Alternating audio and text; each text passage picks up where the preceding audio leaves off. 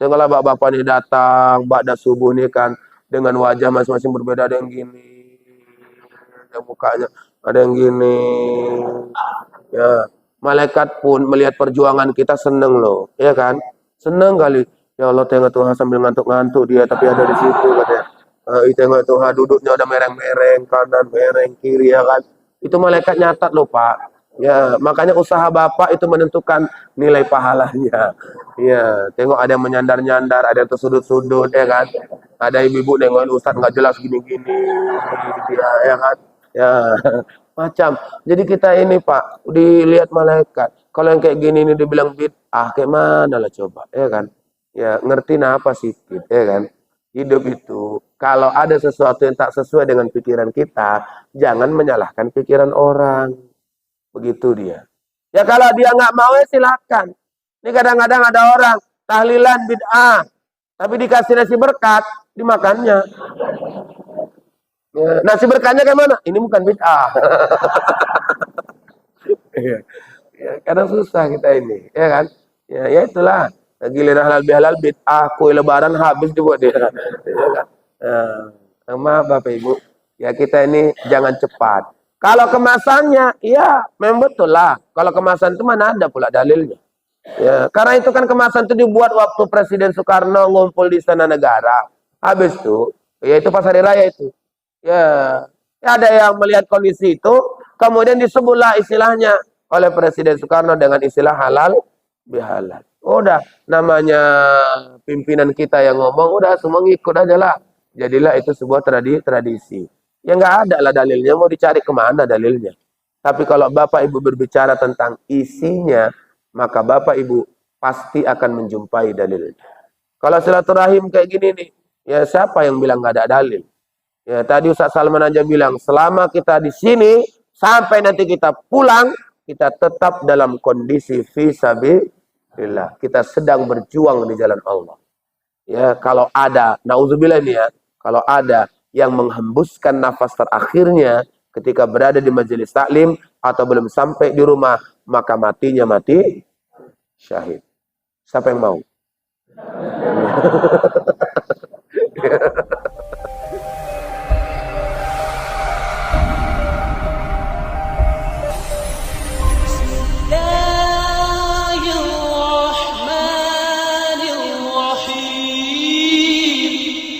Kalau ditetak si buah rukam, jangan ditetak di waktu pagi. Kalau kita suka menjawab salam, saya doakan sehat-sehat, murah rezeki. Assalamualaikum warahmatullahi wabarakatuh.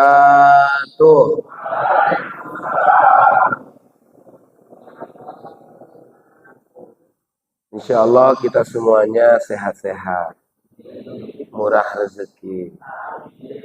Kalau sehat, nggak ada rezeki, susah. Makanya kita doanya sehat, murah rezeki. Amin ya rabbal alamin. Alhamdulillah wassalatu wassalamu ala Rasulillah wa ala alihi wa ashabihi wa mawala. Qala Allah Ta'ala fil Qur'anil Karim, A'udzu billahi minasy syaithanir rajim. Bismillahirrahmanirrahim. Fas'alu ahla dzikri in kuntum la ta'lamun.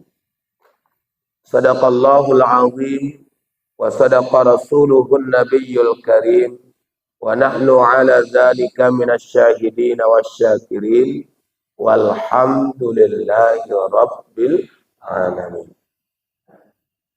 Ucapan syukur alhamdulillah terus berulang kita sampaikan kepada Allah Sang Pencipta. Kita tidak ada daya, tidak ada kekuatan kecuali atas daya dan kekuatan Allah. Salawat dan salam tidak lupa kita sanjung tinggikan kepada Nabi yang kita cinta, baginda Rasulullah Muhammad sallallahu alaihi wasallam. Kita meyakini salawat yang dilantunkan dalam setiap aktivitas kehidupan mendatangkan syafaat di hari kemudian. Amin ya rabbal alamin. Yang kita hormati Shahibul Bait, kegiatan pengajian subuh FKSMM, Ketua BKM Masjid Al-Ikhlas beserta pengurus yang hadir pada pagi ini. Kemudian yang kita hormati Al-Ustadz Salman SE sebagai Ketua FKSMM beserta jajaran yang hadir pada hari ini. Kemudian yang kita hormati Bapak Kepala Desa Medan Kriuk, Bapak Raja Khairul Azmi, alhamdulillah membersamai kita. Mudah-mudahan Medan Kriuk, masjid-masjidnya bisa bergabung ke FKSMM semuanya. Biar makin ramai jamaahnya. Apa untungnya sama Ustadz? Ustadz kalau jamaahnya ramai, insya Allah semangat. Tapi kalau jamaahnya sepi, jadinya kurang semangat. Ngaruh ya Ustadz ya, ngaruh lah. Makanya kalau ada yang bilang, kenapa Ustadz Abdul Somad kok suaranya keras, lantang, semangat kali. Ya iyalah, jamaahnya banyak, rame. Ini kadang awak ceramah, ba'da subuh, jamaahnya macam pemain sepak bola. Ya, 11 orang. 4 kanan, 4 kiri, 2 ibu-ibu depan, 1 ustadznya penjaga gawang. Ya. Udahlah jamaahnya cuma 11 orang, semuanya nunduk. Akhirnya kita pun bingung, siapa yang dengarkan aku ceramah? Ya, kalau itu tahan 30 menit aja, alhamdulillah. Ya, makanya ustadz-ustadz ini ceramah dipengaruhi oleh jamaah. Kalau masjid di Desa Medan Kriuk ini semuanya bisa bergabung, pasti FKSMM semakin ramai. Ya, jadi alhamdulillah ini pun sudah alhamdulillah ramai. Ya, kalau mau tahu jumlah jamaahnya, ya tolong tanya sama BKM berapa kotak ini nasi ini yang habis. Nah itu aja lah jumlahnya ya kan. Ya. Jadi kalau kurang dari persiapan berarti jamaahnya membludak. Ya, tapi yang kurang mohon bersabar karena masih dipesan. Ya. Ya. Ini biasanya kan ngitungnya dari situ. Ya, gampangnya itu berapa jamaahnya, berapa kuenya habis, berapa nasi ini gurihnya habis. Kalau segitu habis, begitu segitulah jamaahnya. Mudah-mudahan ya Pak Kades ya, insya Allah diberikan spirit supaya bisa bergabung karena majelis ini adalah majelis untuk mencerahkan pemahaman agama kita. Kemudian yang saya hormati dan yang kita muliakan juga Ustadz Muhammad Hendro, ini juga hadir ya bersama dengan kita. Beliau juga pernah menjabat sebagai ketua FKSMM. Ya, alhamdulillah terus bersama dengan kita. Kemudian bapak-bapak, ibu-ibu, seluruh jamaah FKSMM yang hadir pada hari ini, insya Allah kita semuanya selalu dalam rahmat dan lindungan Allah Subhanahu wa Ta'ala. Alhamdulillah hari ini hari ke-28 bulan Syawal tahun 1446 Hijriah. Kearifan lokal Indonesia itu membentuk sebuah pemahaman.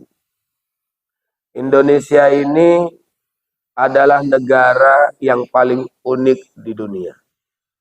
Keunikannya itu karena Indonesia punya kultur, budaya, tradisi dalam beragama.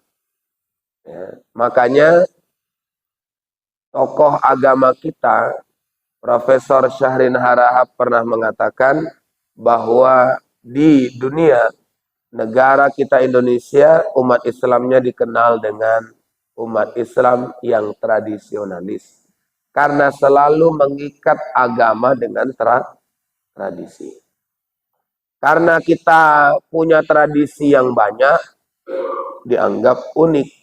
Salah satu tradisinya itu adalah ketika hari raya.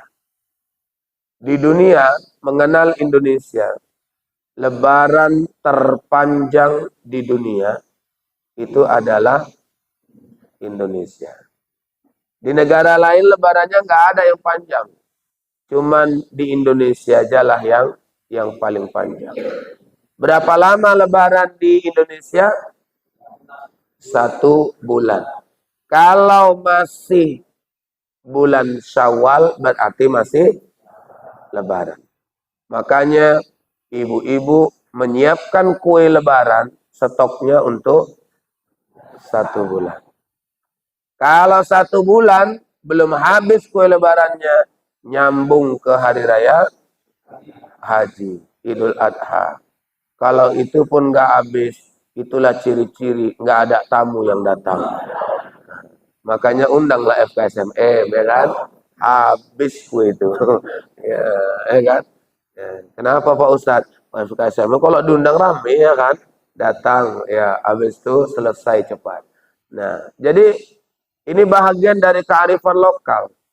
Nah, untuk membuat lebaran atau hari raya itu terasa khidmat, maka kemudian kita mengemasnya dengan baik. Kemasan tradisi itu penting. Kalau tidak dikemas, kurang bernilai. Kalau tidak dikemas, maka kurang ya, terasa tradisi itu. Maka perlu kemasan. Saya selalu mengatakan Bapak Ibu dalam sebuah analogi, misalnya ini botol air mineral ini. Botol air mineral ini dikemas. Kemasannya adalah le mineral. Ya, kemasannya. Kenapa ini dibuat kemasannya? Supaya bernilai. Ini sebenarnya air mineral ini, air di pegunungan, diambil. Ya, habis itu dikemas.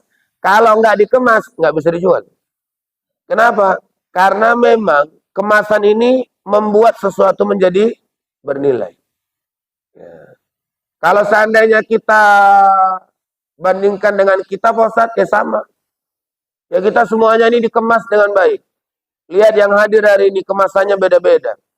Ada yang pakai jas, ya kan? Ada yang pakai jaket, ada logo FKSMM, ya. Ada yang pakai rompi, YouTuber kita, ya. Pakai bendera lagi Indonesia. Ya, macam nggak di Indonesia aja. Beda kemasan. Ustadz Salman, ya, beda kemasannya. Tengok ini. Ya, beda-beda kita ini. Ya, Ustadz Fuji, beda kemasan. Ustadz Hendro, beda kemasan. Semuanya beda. Ya, Pak Kades dengan peci NU-nya. Buat orang ngeri kali ya kan. Ya, ngeri kita ini. Ya, udah. Ya, tapi kita semua ini ya karena kemasan kita membuat kita bermarwah, bermartabat dan bernilai. Saya dulu ingat waktu masih lajang.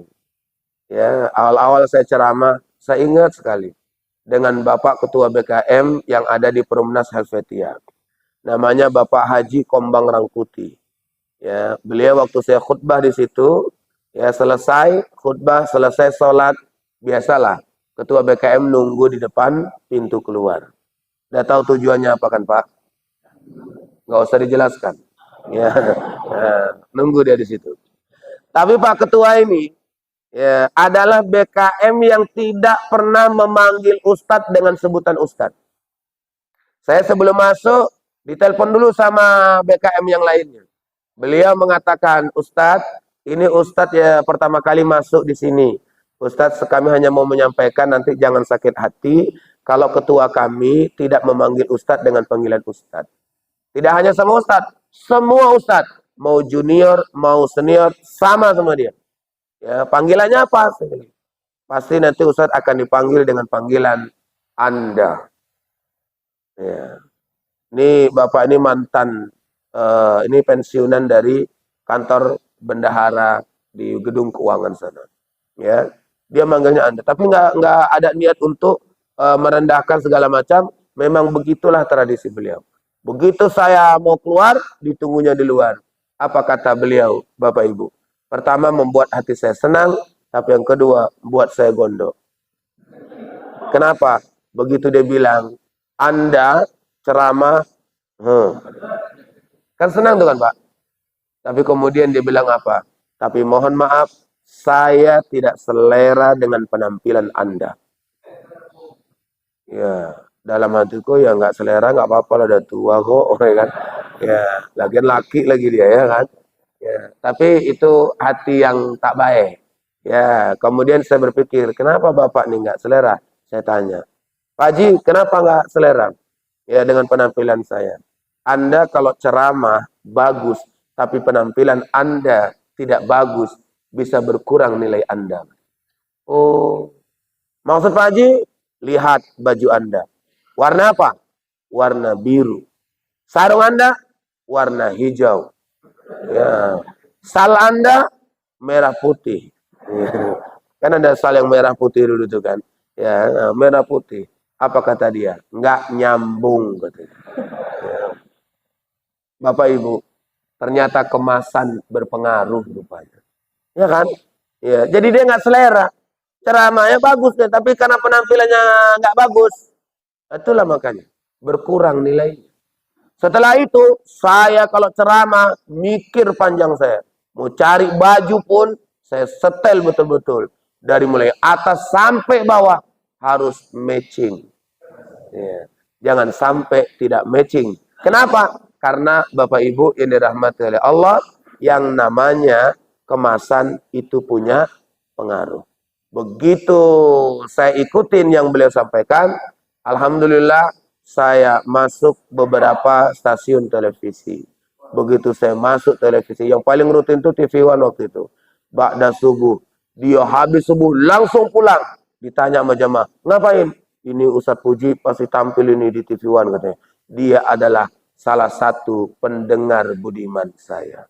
Begitu jumpa lagi dengan saya, apa katanya? Saya bangga dengan Anda. Wah, ternyata Bapak Ibu, ini kemasan yang ngeri. Makanya jadi Ustadz nih kalau bisa milih baju yang bagus-bagus. Jangan yang jelek-jelek. Ustadz Endro. Ya. Jangan. Nanti kalau bajunya jelek-jelek, bawaannya kasihan aja jamaahnya. Ada jamaah ibu-ibu nengok Ustadznya. Woi, cak tengok baju Ustadz itu warna apa itu? Putih, krem atau letek katanya. Ya, itu yang di depan tuh apa itu, motif atau getah katanya. Ya terakhir ibu-ibu nggak tega. Woi patungan yuk, woi kita belikan baju Ustadz tuh. Katanya. Saya Bapak Ibu, kalau dibelikan baju sama jamaah karena kasihan, saya tidak mau. Tapi alhamdulillah jamaah saya, asalkan mau puasa, mau lebaran, udah ngerti dia. Ukuran baju saya XL.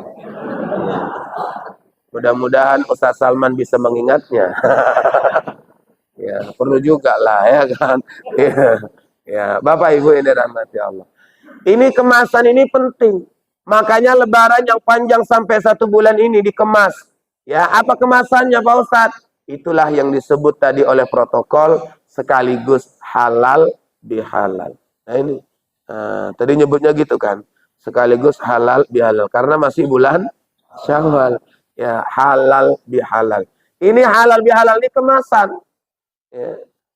Untuk apa? Membuat lebaran itu menjadi khidmat, menjadi bernilai. Ya, kalau kita bilang enaklah pokoknya. Ya, kalau ditanya orang pun jawabannya ada. Ya, begitu tanya mau kemana Bu? Halal bihalal. Sedap kan? Ya. Tapi kalau misalnya mau kemana Bu? Nggak ada namanya. Ya, ini nggak enak nyebutnya. Tapi kalau ada namanya, ada kemasannya, jadi enak. Pak Ustadz, ini kemasannya bahasa Arab. Iya. Ada nggak di Arab ini Pak Ustadz? Nggak ada. Di Arab tidak ada halal bihalal. Di seluruh dunia nggak ada halal bihalal. Halal bihalal itu hanya ada di Indonesia. Bahkan saya sempat bertanya kepada orang Arab, Beberapa kali saya tanya, apa arti halal bihalal? Tidak satupun orang Arab yang tahu artinya.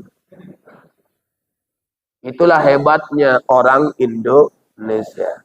Buat istilah pakai bahasa Arab, buat pening orang Arab. Berarti bahasa Arabnya lebih pintar siapa? Orang Indonesia. Tapi yang stresnya, kita yang buat istilah pakai bahasa Arab, kita pun nggak tahu artinya. Ini saya jamin ini. Semua jamaah yang ada di sini nggak tahu arti halal bihalal, termasuk saya. Saya pun kalau ditanya ketika ceramah, Ustadz apa arti halal bihalal? Oyong. Ya, kenapa? Saya sudah baca banyak referensi yang menjelaskan terkait dengan halal bihalal, termasuk bukunya ya Profesor Dr. Muhammad Quraisy Shihab. Ya, tapi beliau tak pernah menyampaikan definisi valid yang disepakati oleh masyarakat Indonesia bahwa halal bihalal itu ini, nggak ada.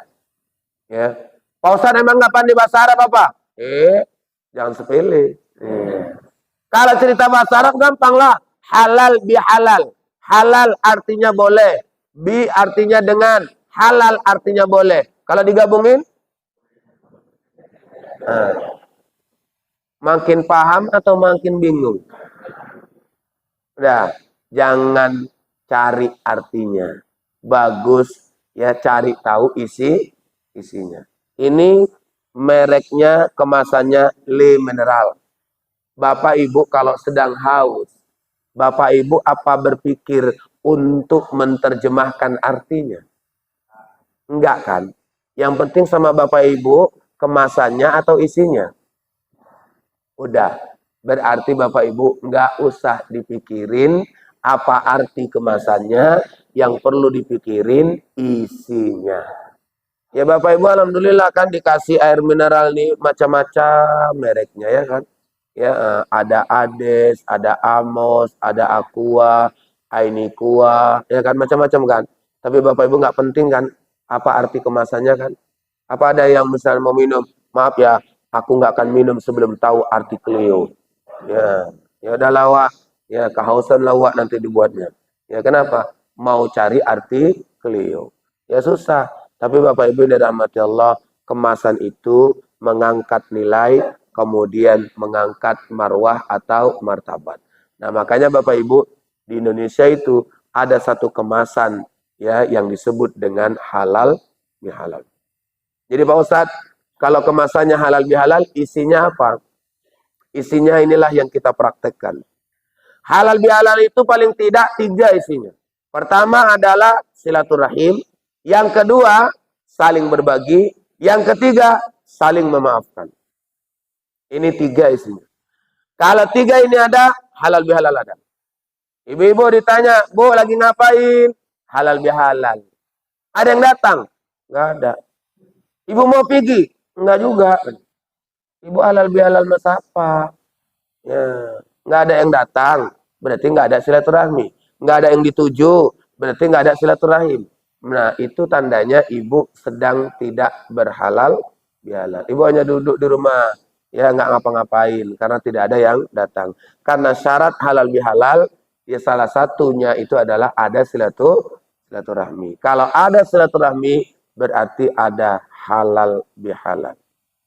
Ustadz, ini kita ini di FKSMM ini gimana nih Pak Ustadz? Nah di FKSMM ini untuk hari ini kita dan seterusnya selalu bersilaturahim ya. Tapi Bapak Ibu dirahmati oleh Allah, nanti ada perbedaannya silaturahim saja atau ada unsur yang 2 lagi tadi. Kalau ada unsur yang 2 lagi tadi berarti itu namanya halal bihalal. Ya kalau silaturahmi ini dilestarikan terus. Makanya tradisi di Indonesia itu memiliki nilai yang besar, pelajarannya besar. Kemudian kita juga bisa mendapatkan nilai yang besar. Nah, jangan dibahas-bahas lah. Ini halal bihalal ini ada nggak dalilnya? Ya, jadi kalau nggak ada dalil berarti bid'ah. Bid'ah berarti sesat. Sesat berarti masuk neraka. Kasihan kali loh. Kalau kita ini yang udah baik-baik kayak gini masuk neraka. Kalau sempat FKSMM jamaahnya semuanya masuk neraka, yang duluan masuk siapa coba? Ya ketua lah. Iya. Makanya nggak enak lo jadi ketua. Ya, tapi ketua kita Ustadz Salman itu akan di belakang Ustadz Hendro. Ya. Karena Ustadz Hendro pendahulunya. Berarti barislah para ketua ya kan. Ustadz Hendro duluan masuk, Ustadz Salman masuk. Jadi yang di depan lagi siapa? Ya Ustadz-ustadznya lah. Di depan. Ya. Tapi Bapak Ibu yang dirahmati Allah. Ya memang kadang-kadang kita ini cepat kali mengatakan ini bid'ah, ya bid'ah sesat masuk neraka. Jangan kayak gitu napa, ya kan? Ya orang udah baik-baik kayak gini. Tengoklah bapak-bapak ini datang, ba'da subuh nih kan dengan wajah masing-masing berbeda, ada yang gini, ada mukanya, ada yang gini. Ya, malaikat pun melihat perjuangan kita seneng loh, ya kan? Seneng kali.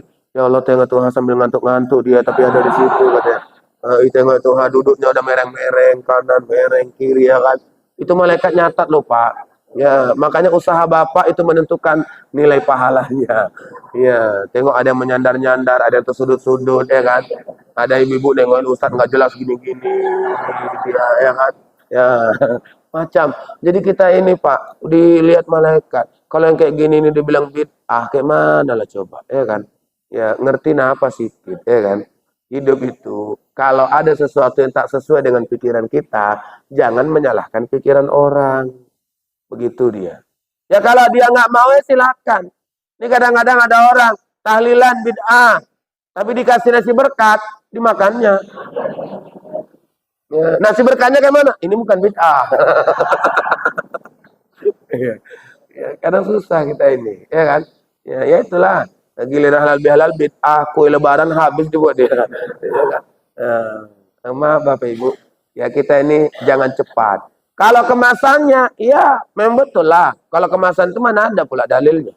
Ya, karena itu kan kemasan itu dibuat waktu Presiden Soekarno ngumpul di Istana Negara. Habis itu, ya itu pas hari raya itu. Ya, ada yang melihat kondisi itu, kemudian disebutlah istilahnya oleh Presiden Soekarno dengan istilah halal bihalal. Udah, namanya pimpinan kita yang ngomong, udah semua ngikut aja lah. Jadilah itu sebuah tradisi. Ya nggak ada lah dalilnya, mau dicari kemana dalilnya. Tapi kalau Bapak Ibu berbicara tentang isinya, maka Bapak Ibu pasti akan menjumpai dalilnya. Kalau silaturahim kayak gini nih, ya siapa yang bilang nggak ada dalil? Ya tadi Ustaz Salman aja bilang, selama kita di sini, sampai nanti kita pulang, kita tetap dalam kondisi fisabilillah. Kita sedang berjuang di jalan Allah. Ya, kalau ada, naudzubillah ini ya, kalau ada yang menghembuskan nafas terakhirnya ketika berada di majelis taklim atau belum sampai di rumah, maka matinya mati syahid. Siapa yang mau?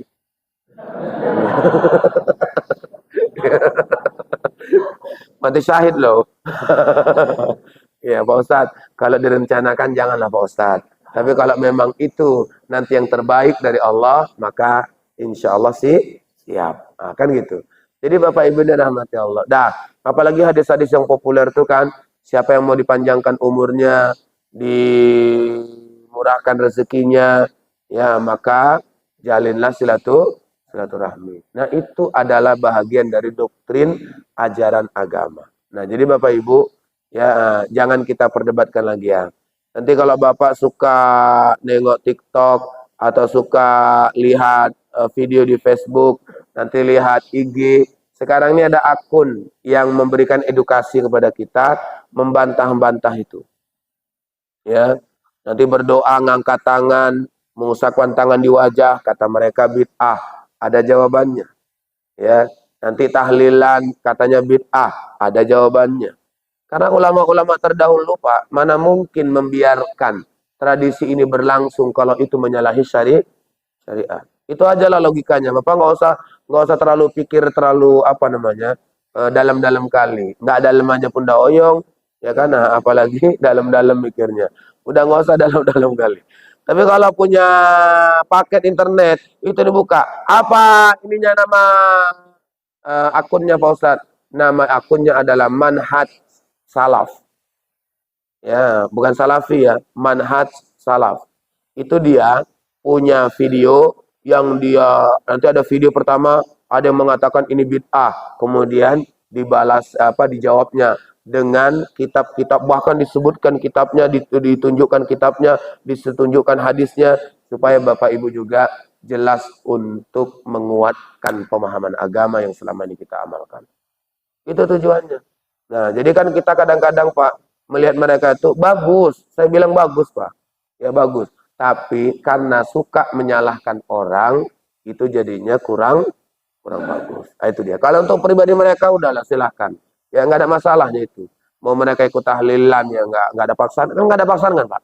Bapak mau tahlilan atau enggak kan nggak ada paksaan kan? Nggak ada. Ya, cuman kan kita membaca riwayat bahwa orang sudah meninggal dunia itu ada yang ditunggu-tunggu ya oleh orang meninggal dunia ketika berada di alam kubur.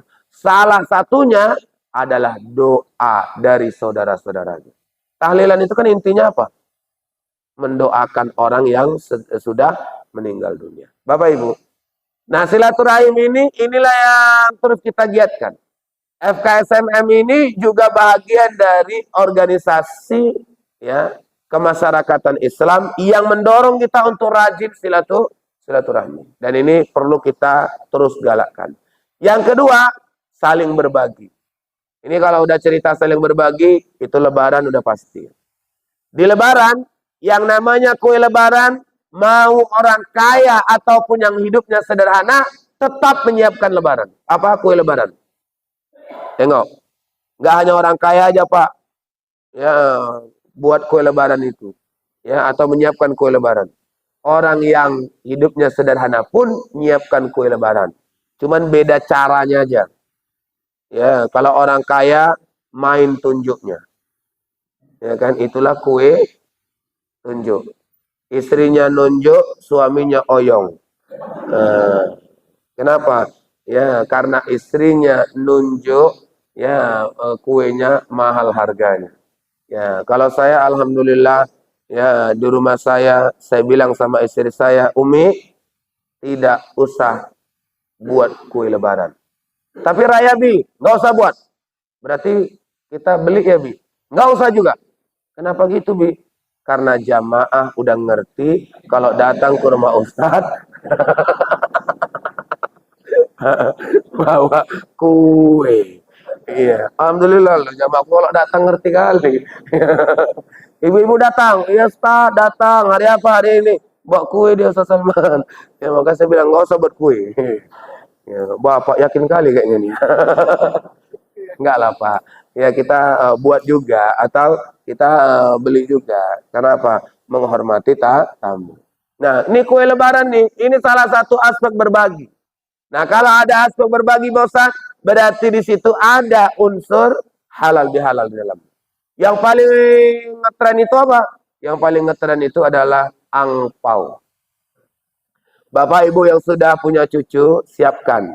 Walaupun kecil nilainya, tapi tetap harus dipersiapkan. Karena anak-anak ini payah. Ditandai nyawa nanti.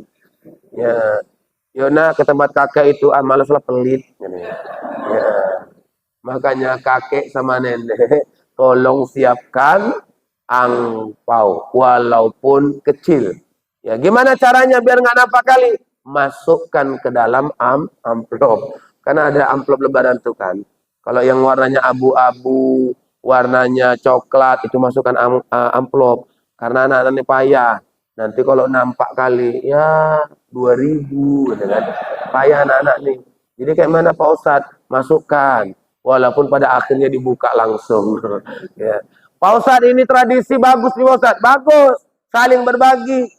Ya, anak-anak itu sangat menikmatin kalau sudah ceritanya lebaran. Itulah Pak yang ditunggu-tunggu sama anak-anak.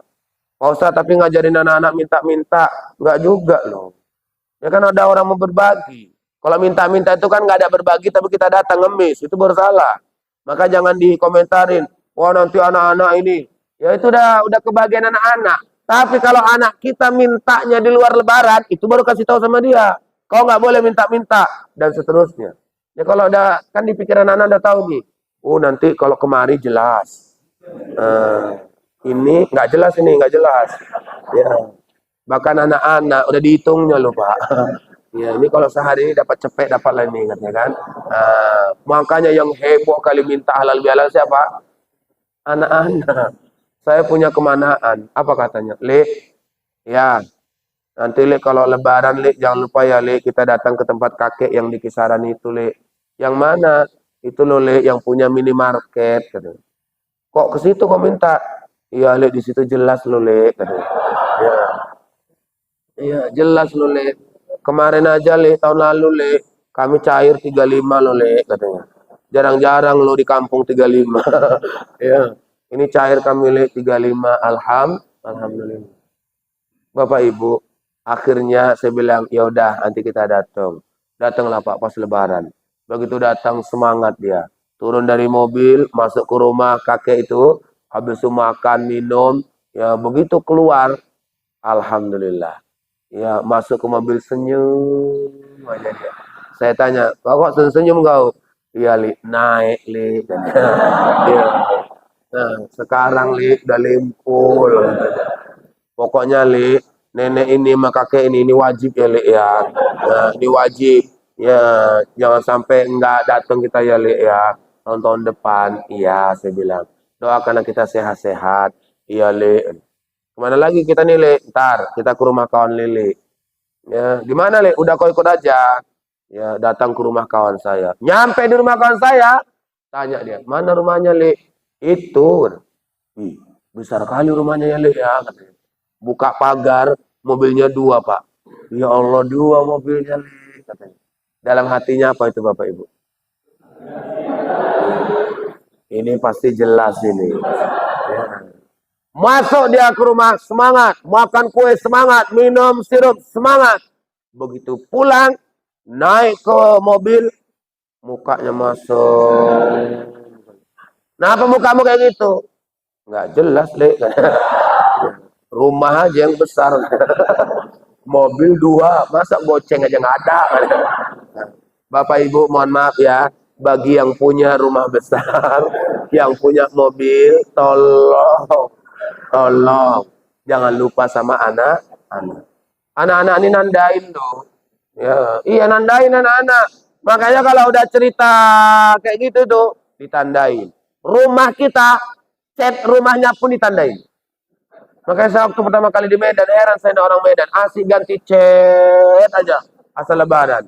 Rupanya ada yang nyeletus, biar nggak ditandai anak-anak. Kenapa? Karena ya dia malas ngasih angpau sama anak-anak. Anak-anak ini Pak, mau anak orang, mau anak tetangga, mau anak ini Pak, datang tuh ke rumah kan. Begitu datang ke rumah, swab. Bukan sekedar minta izin. DHR. Ya, datang dia. Tapi udah apa itu kan dunianya anak. Kalau dunianya mak-mama kayak mana? Begitu pulang dari silaturahmi, kumpul. Nanti hilang duitnya sama kalian. Alhamdulillah. Mamanya yang kocak. Saya alhamdulillah lo kalau silaturahim, anakku 5. Ya, aku bawa lah semua. Begitu pulang hitungan. Lumayan juga. Ya. Bapak Ibu, begitulah namanya tradisi. Tapi yang nggak baik jangan ikut. Yang nggak baik yang mana rupanya Pak Ustadz? Itulah yang bagi-bagi angpau pakai joget-joget. Nah itu jangan diikut. Ya, ini joget-joget. Dulu sebelum dikasih penjelasan di TikTok, ramai itu kan. Saya asalkan buka TikTok, buka IG, buka ini, asing yang keluar itu aja. Viral kayaknya. Sampai-sampai hafal aku gerakannya loh. Ya, kanan 2 kali, kiri 2 kali. Ya, mundur sekali, maju 2 kali. Hafal aku. Ya, begitu dapat informasi, oh ternyata ini ya joget atau tarian ya orang di luar Islam. Jangan diikut. Kenapa Pak Ustadz kalau ngikut rupanya? Kan untuk hiburan aja Pak Ustadz. Kalau mau cari hiburan, cari kreativitas sendiri. Jangan ngikut-ngikut. Kalau ngikut kenapa rupanya? Karena kalau kita ngikut nanti kita kena hadis Nabi. Man tasyabbaha biqaumin fahuwa minhum. Barang siapa yang menyerupai suatu kaum, maka dia termasuk dalam golongan mereka. Ini yang bahaya. Jangan ikut. Satu lagi ada ini yang masih viral. Apa itu Pak Ustaz? Velocity. Nah, itu yang dung dung dung dung dung dung dung, dung gini-gini. Ya, itu jangan ikut. Itu aku payah ngapalnya karena gerakannya cepat kali. Ya, tapi yang gini-gini, yang gini-gini, itu jangan ikut. Kenapa Bapak Ibu? Karena kita tidak boleh mengikut tradisi sembarangan. Itulah makanya umat Islam ini Pak, kalau diukur dari pemahaman agamanya, ada 3 tingkatan. Pertama namanya muqallid. Itulah yang bertaklid. Ngikut-ngikut tapi tak tahu dasar. Itu namanya muqallid. Yang kedua, muttabi'. Muttabi' itu adalah orang yang ngikut tapi dia tahu dasar. Ya, ngikut tapi tahu dasar. Ditanya orang, nggak bisa jelaskan. Nggak apa-apa. Yang penting aku pernah ngaji bahwasanya yang begini ini boleh. Yang begini ini bagus. Yang begini ini nih. Kalau kau tanya aku memang nggak bisa jelaskan. Tapi setahu aku, yang ku dengar dari Ustadz, yang ku baca dalam buku, beginilah dia. Nah, itu lumayan. Namanya muttabi'. Tapi level yang paling tinggi, itulah namanya mujtahid. Mujtahid itu levelnya ulama. Ya, Bapak Ibu, kita yang masih awam ini, jangan merasa bisa berijtihad. Kami, waktu tamat S3, kami tidak hanya dikasih gelar doktor, tapi kami juga disebutkan oleh pembimbing kami bahwa telah lahir mujtahid yang baru. Dibilangnya mujtahid. Kenapa? Karena dari level keilmuan dianggap sudah mumpuni. Tapi saya secara pribadi, saya tidak berani mengatakan bahwa diri saya mujtahid. Maka Bapak Ibu, ketika saya ceramah, saya berusaha untuk mengutip pendapat-pendapat dari ulama-ulama yang lainnya. Saya tidak berani berijtihad sendiri. Walaupun bagi seorang mujtahid, kalau salah dapat pahala 1, kalau benar dapat pahala 2. Tapi Bapak Ibu, saya tetap mengikut ulama-ulama yang terdahulu. Supaya apa? Steril saja. Ya, karena kalau kita tidak begitu, nanti takutnya nggak steril. Ya, baik Bapak Ibu, makanya kita ini berbagi, lanjutkan. Tapi tradisi yang tak baik, tinggalkan. Oke. Yang ketiga, isi halal bihalal itu adalah saling memaafkan. Ini sudah lazim ya. Kita malam takbiran aja, itu udah ramai itu. Di mana ramai Pak Ustadz? Di WA kita. Kita kalau sudah malam takbiran, kena serangan. WA, diserbu kita Pak. Itu WA itu semua masuk. Yang nggak pernah WA sama awak pun WA. Makanya kalau sudah malam takbiran, hari raya pertama, banjir. Apalagi kepala desa. Kalau kepala desa mungkin tahu lah tuh HP-nya sampai 2 ya kan. Ini yang satu kan. Dibagi sampai aneh kan. Ya, kami juga gitu Pak Kades ya kan. Samanya kita ya kan. Ya, cuman saya bilang, bagus itu Pak Ustadz, bagus. Cuman kita ini kalau mau WA orang, jangan bertingkah. Ini kadang kita ini bertingkah. To the point aja apa? Ya iyalah. Tujuannya apa? Mohon maaf lahir batin. Ini bertingkah, buat bahasa-bahasa yang puitis. Ya, ada yang panjang kurang panjang. Ini kan kayaknya menyusahkan orang loh. Ya, ini bahasanya sok puitis. Ketika tangan tak bisa berjabat, ketika mata tak bisa menatap, ketika wajah tak bisa saling berhadap. Aku pun bingung, sakit apalah kawan ini. Ya. Kenapa Pak Ustadz? Itu ciri-ciri stroke loh. Ya, orang yang stroke kayak gitulah ciri-cirinya itu. Ya, ya iyalah. Ketika tangan tak bisa berjabat, kenapa tangannya? Mata tak bisa menatap, begini aja deh. Ya, wajah tak bisa saling berhadap, ya, dia kata gini. Ya, itu ciri-ciri stroke. Tahun depan, kalau ada yang WA lagi kayak gitu, langsung tanya, kau dirawat di rumah sakit mana? Bilang. Karena itu adalah ciri-ciri ya kena stroke. Ini pakai bahasa-bahasa yang puitis. Udahlah, orang bacanya capek loh. Ya, ada yang nggak puitis, tapi panjangnya luar biasa. Versi sunnah masuk. Taqabbalallahu minna minkum barakallahu fikum syamana wa syamakum.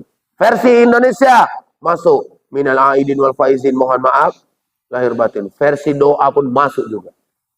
Awak yang bacanya capek. Assalamualaikum warahmatullahi wabarakatuh. Kami sekeluarga mengucapkan taqabbalallahu minna minkum, barakallahu fikum, siyamana wa siyamakum minal aidin wal faizin. Mohon maaf lahir batin. Semoga amal ibadah kita diterima oleh Allah Subhanahu wa taala, dipanjangkan umurnya Allah Subhanahu wa taala, diberikan kesehatan oleh Allah Subhanahu wa taala dan bertemu dengan Ramadan tahun yang akan datang. Amin amin ya rabbal alamin. Bejo sekeluarga. Ini masalahnya bukan bejonya ya, nggak ada. Bejo tidak bersalah. Ini contoh aja. Tapi masalahnya di mana? Panjangnya luar biasa. Panjang. Yang baca capek, akhirnya dijawab dengan singkat. Oke. Iya, kasih jempol aja. Ini pasti yang nge-WA gondoknya luar biasa nih. Kenapa? Dalam hati mah kurang ajar gue. Aku udah nge-WA panjang-panjang, jawabanmu cuman oke. Ya. Maka Bapak Ibu jangan bertingkah. Saya ada satu stiker yang tak boleh lepas dari WA saya. Asalkan saya ganti HP, pasti stiker itu ada. Saya ini lagi. Ya, saya ambil lagi stikernya itu. Apa itu Pak Ustadz? Stiker yang gambarnya jabat tangan, di atasnya bacaannya sama-sama, di bawahnya bacaannya mohon maaf lahir batin. Asalkan ada yang WA langsung kirim.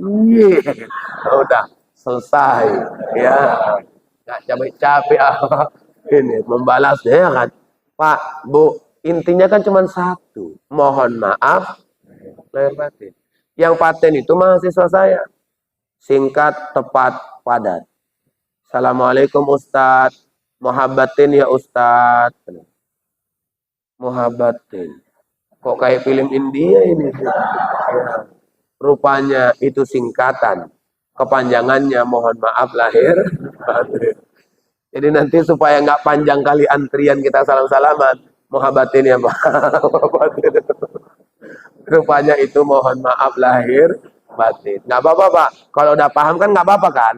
Ya, kalau udah paham nggak apa-apa. Ya, muhabbatin. Oh ya, itu mohon lahir batin. Muhabbatin. Ya, tapi Bapak Ibu tulah. Kalau jumpa langsung kayak mana Pak Ustadz? Ya sama, jangan bertingkah juga.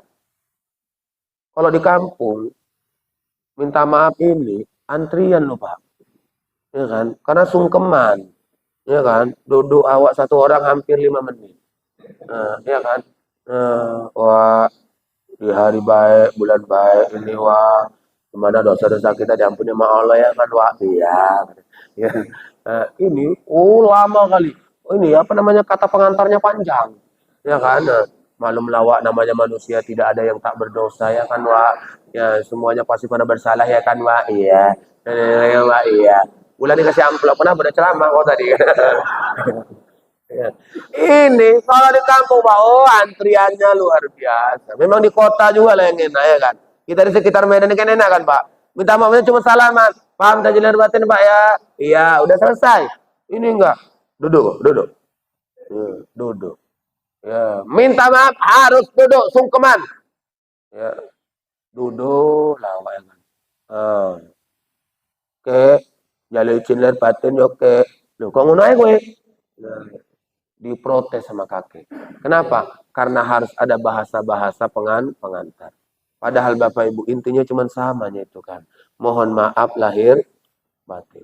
Apalagi istri minta maaf sama suaminya, bertingkah. Pakai acara nangis-nangis. Emangnya nggak boleh Pak Ustadz nangis-nangis? Boleh. Tapi bahasanya harus jelas. Kalau mama-mama kok udah nangis, nggak jelas. Ya, belum minta maaf aja udah nangis duluan. Bang, ya deh. Duduk Bang, duduk. Ngapain deh? Duduk Bang, duduk. Ya. Ada yang mau ngapain? Aduh, lu mau Bang, duduk Bang. Udah. Dan suami pun duduk lah dia. Begitu duduk.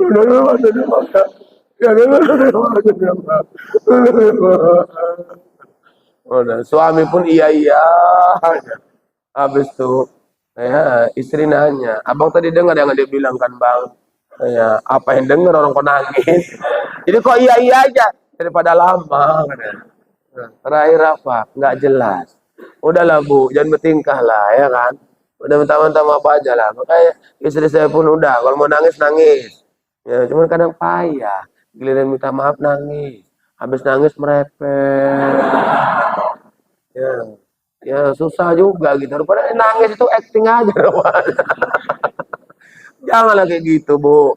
Giliran minta maaf nangis-nangis. Ya habis merepet lagi. Jadi dalam hati om batin, apa gunanya kau nangis tadi? Ya kan? Ini habis merepet lagi. Menyesali kesalahan lo teman. Udah habis merepet lagi, apa yang nyesal?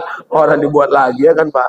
Ya, suami ya ini Pak stres, asik kena repet aja. Itulah makanya banyak suami yang meninggal duluan. Ya, itu karena nggak tahan itu. Kita ini pertahanan harus bagus loh Pak. Kalau nggak ninggal kita Pak. Ya. Ya, maka caranya kayak mana? Bini merepet, cabut. Jangan dilawan. Ya, kenapa Pak Ustaz? Kalau Bapak melawan, jangankan mau menang, seri aja pun payah. Ya, pahit lah, udahlah Pak. Udah, memang kita ini ditakdirkan memang kayak gitu, cabut aja Pak, cabut. Ya, makanya kalau bisa rumah kamar jangan satu Pak ya, biar bisa pindah kamar. Ya.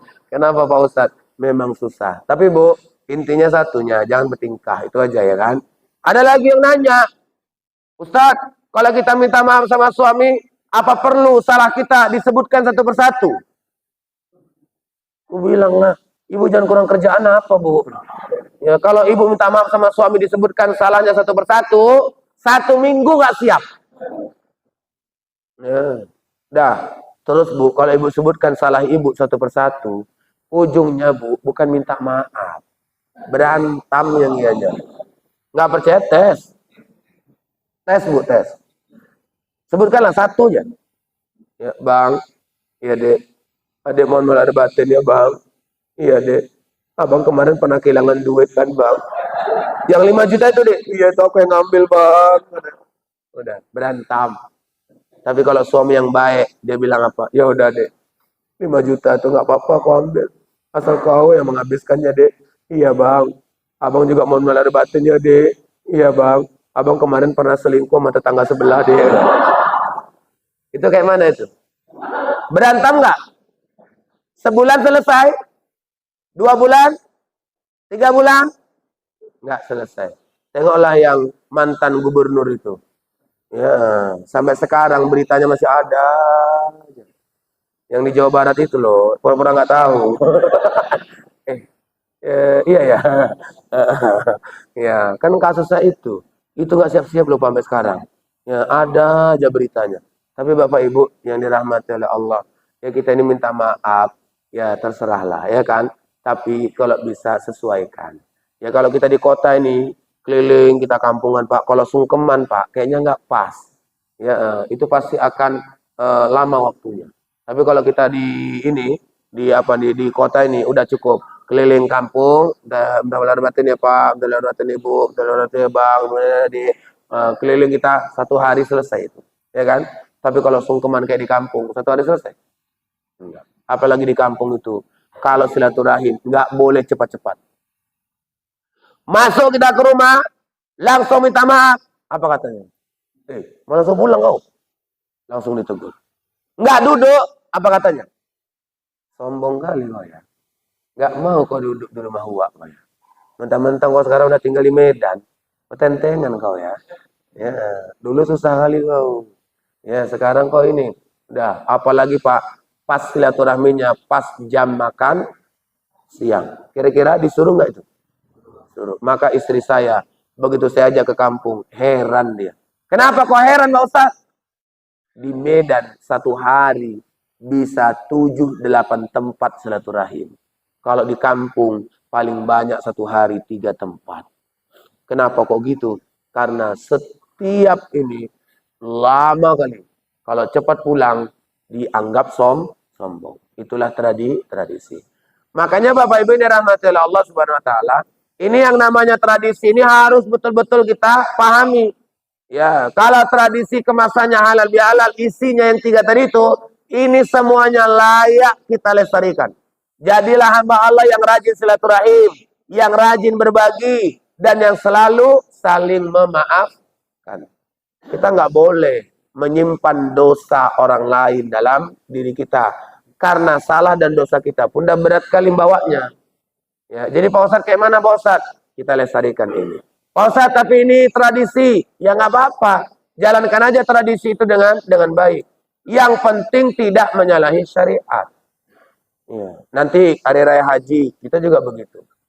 Tradisi kita, Bapak Ibu, beda dengan tradisi orang Aceh. Kalau hari raya haji, tradisinya kita di Medan ini, Sumatera Utara, habis khutbah langsung nyembelih kurban, ya kan? Kalau di Aceh enggak hari itu. Mereka di Aceh itu hari besar hari rayanya itu adalah Idul Adha.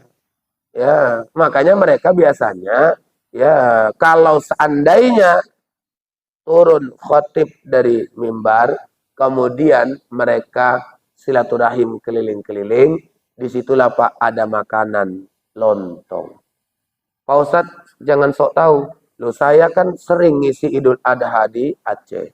Kalau saya ngisi di sana, nampaklah tradisinya. Dan saya Pak heran, kalau kita Idul Fitri khutbah Ustaz Salman, itu kan kalau lama kan nggak ada masalah. Kalau Idul Fitri, sunnahnya kalau Idul Fitri kan sarapan dulu, baru kita pergi ke masjid. Ya, kalau di Aceh, ya kan, kita Idul Fitrinya itu ya sesuai dengan itu juga, tapi Bapak Ibu malah kita itu ya seolah-olah nampak bedanya ya dengan orang-orang Aceh. Yang paling nampak bedanya itu di waktu Idul Adha. Kalau di Medan ini khotib udah diingetin sama BKM. Pak Ustadz jangan lama-lama karena nanti kami mau motong kurban. Kalau di sana saya heran, Ustadz, nanti Ustadz khutbah pakai bahasa Arab, khutbah pertama, khutbah kedua. Habis itu selesai, maka Ustadz lanjutkan dengan tausiah. Ya. Jadi mereka itu Pak, khutbah Idul Adha, tausiahnya itu, saya tanya berapa lama? 1 jam nggak apa-apa Pak Ustadz. 1 jam. Ya. Tapi khutbah itu udah selesai. Jadi siapa yang mau pulang, silakan pulang. Khutbahnya pakai bahasa Arab. Ya, udah selesai khutbah pertama, khutbah kedua selesai. Baru kemudian kita lanjutkan dengan tausiah, kita lanjutkan dengan muhasabah dan seterusnya sampai 1 jam. Saya tanya, kenapa kok begitu? Sunnah udah kita jalankan Pak Ustadz. Pak Ustadz kan udah selesai khutbah kedua kan? Berarti udah selesai. Jamaah yang mau pulang duluan silakan pulang. Tapi kami berharap Ustadz bisa menyampaikan tausiah atau mau'izah kepada kami 1 jam. Dah habis itu Pak, saya tanya, jadi kurbannya kayak mana? Oh kami Pak Ustadz, kalau ini habis dari sini Pak Ustadz, kami ke rumah saudara-saudara. Itulah ngambil sunnah juga mereka. Kan kalau kita Idul Adha kan sebelum ke masjid disunahkan imsak. Imsak itu artinya menahan. Nah baru turun khotib dari mimbar disunahkan untuk makan dan minum. Mereka jalankan sunnah itu, mereka pulang ke rumah, ya makan dan minum. Dan saya Bapak Ibu diajak makan dan minum. Tapi kalau di Indonesia ini, maaf di Sumatera Utara ini, berat kali nyari yang kayak gitu loh. Ya, yang anehnya Bapak Ibu, kita Idul Fitri diundang. Kan sunnahnya kan sarapan dulu kan. Malah di Medan ini, di Sumatera Utara, habis khutbah baru disuruh makan. Ustadz ada waktu Ustadz. Ya kenapa Pak? Ini ada BKM nyiapin Ustadz sarapan Ustadz. Bapak Ibu catat ya, ini versi sunnah. Kalau Bapak Ibu mau menjalankan sunnah, versi sunnah, maka sebelum Ustadznya ke masjid, suruh singgah ke rumah untuk sarapan. Itu baru sunnah. Ya. Kalau habis khutbah, berarti tidak sesuai sunnah. Jadi caranya kayak mana? Ya kami kan bisa loh dikondisikan.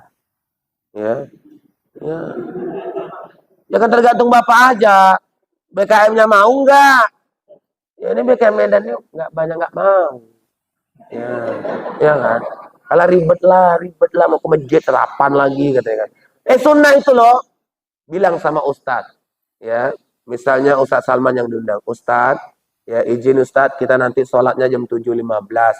Nah, tapi kami mohon maaf ya Ustadz, BKM sudah menyiapkan sarapan.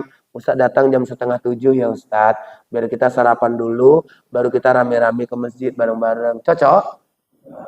Cocok. Nah, jangan cocok-cocok aja, tahun depan buat. Ya, ini ngaji, disampaikan sunnah, cocok-cocok. Ya, begitu tahun depan, nggak usah lah, ribet kali Ustadz tuh, katanya. Ya, ribet. Nah, giliran Idul Adha, giliran Idul Adha, Pak. Yang sunnahnya, ini yang sunnahnya. Turun dari mimbar, sunnahnya makan dan minum, malah di situ pula lah di sini yang nggak ada. Begitu turun dari mimbar, kita pun ya selesai menunggu tawaran dari BKM. Awak kan dari rumah udah menahan, ya kan? Udah dalam hati mudah-mudahan turun mimbar ada yang ngajak makan, ya kan? Kan sunnah itu loh. Nggak usah cerita bapak di rumah ya, cerita di sini aja lah. Masa nyiapkan tuh Ustadz lontong aja sedikit aja nggak ada. Ya, ini awak tunggu juga, kok nggak ada lagi. Malah ketua BKM-nya bilang apa, Ustadz maaf ya Ustadz kami buru-buru. Ya, kami mau nyembeli kurban Pak Ustadz katanya. Akhirnya apa? Akhirnya saya di perjalanan gondong aja. Orang tua enak lah, rumahnya dekat, bisa langsung makan, langsung minum. Awak setengah jam dulu jalan, baru di rumah makan dan minum. Padahal itu sunnah loh Pak. Maka saya harus bilang, yang baik dicontoh. Ya, apalagi itu sunnah. Begitu turun, Bapak siapkan. Kalau bisa kita buat tradisi, motong kambing. Ya, potong kambing. Keluar orang dari ini, makan semuanya. Siapa yang nanggung? Pikirkan sendiri. Ya masa aku yang mikirkan. Ya, oh yang laku. Ya, udah ngasih ide, aku juga yang mikirkan. Ya bapak lah mikirkan. Kayak mana caranya? Itu baru keren. Begitu turun dari mimbar asli. Ya kalau panitia kan berapa orang ya siap? Udah kau siapkan dulu paling 15 menit, 2,5 jamnya itu Pak. Mama-mama lah yang kerja ya kan. Udah, ini enggak yang sunnah tak dijalankan. Nah jadi Bapak Ibu, kalau yang bagus-bagus itu silakan di apa namanya dilestarikan. Kalau yang tak baik jangan dilestarikan. Saya rasa ini mudah-mudahan bermanfaat. Insya Allah kita semua bisa mengambil pelajaran. Ya, semua tradisi yang sudah berjalan di Indonesia yang tidak melanggar syariat silahkan dilestarikan. Demikian, wassalamualaikum warahmatullahi wabarakatuh.